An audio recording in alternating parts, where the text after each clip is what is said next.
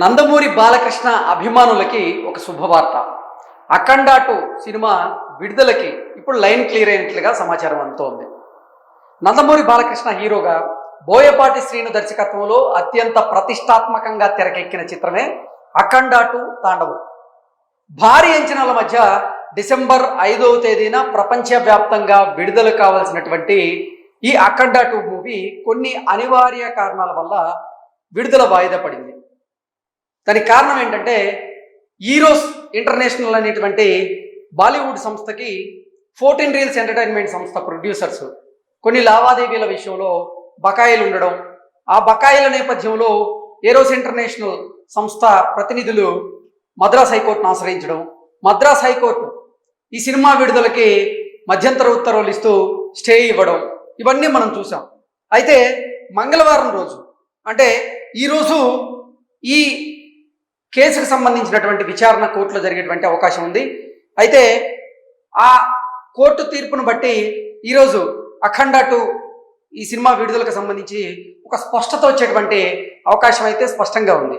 నిజంగా అనుకున్న సమయానికి గనక ఈ సినిమాని గనక రిలీజ్ చేసి ఉంటే అంటే బజ్ అయితే ఒక రేంజ్లో ఉంది కాబట్టి సినిమా 100% సక్సెస్ అయ్యేదని నందమూరి బాలకృష్ణ గారి అభిమానులు అయితే భావించారు. అయితే మరికొద్ది గంటల్లోనే ఈ సినిమా విడుదల కాబోతుంది అనుకున్నటువంటి తరుణంలో ఏరోస్ ఇంటర్నేషనల్ అనేటువంటి సంస్థ ద్వారా నందమూరి బాలకృష్ణ గారి అభిమానులకైతే నిజంగా నిరాశ మిగిలింది. దానికి కారణం ఏంటంటే డిసెంబర్ 4వ తేదీన ఈ సినిమా ప్రీమియర్ షోలకి అన్ని ఏర్పాట్లు చేశారు.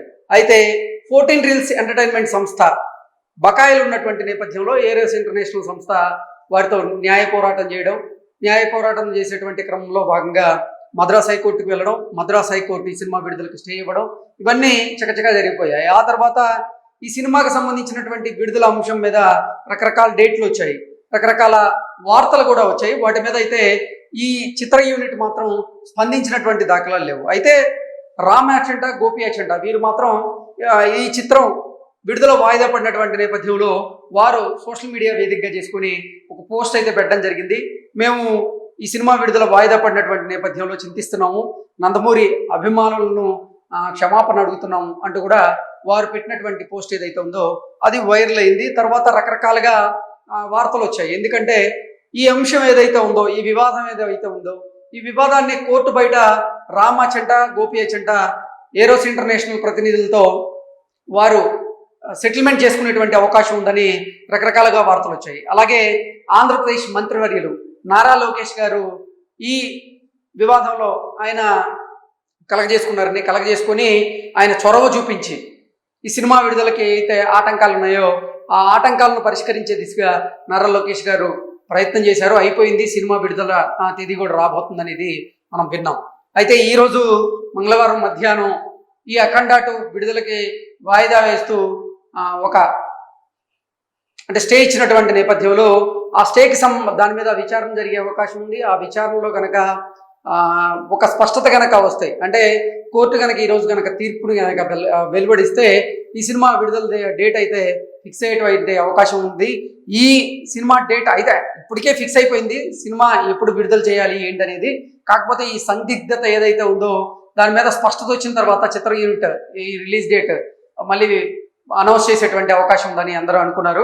అయితే దీని మీద ఈరోజు స్పష్టత వచ్చేటువంటి అవకాశం ఉన్నటువంటి నేపథ్యంలో ఈ అఖండ 2 తాండవం సినిమాని డిసెంబర్ 12న ప్రపంచవ్యాప్తంగా విడుదల చేయాలన్నట్లుగా చిత్ర యూనిట్ భావిస్తున్నట్లుగా తెలుస్తోంది.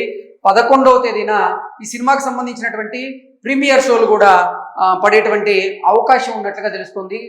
ఈరోజు మద్రాస్ హైకోర్టు ఇచ్చేటువంటి తీర్పు ఏదైతే ఉందో ఆ తీర్పు ఆధారంగా చేసుకుని అఖండ 2 తాండవం రిలీజ్ డేట్ అయితే దాని మీద ఈరోజు స్పష్టత వస్తుంది.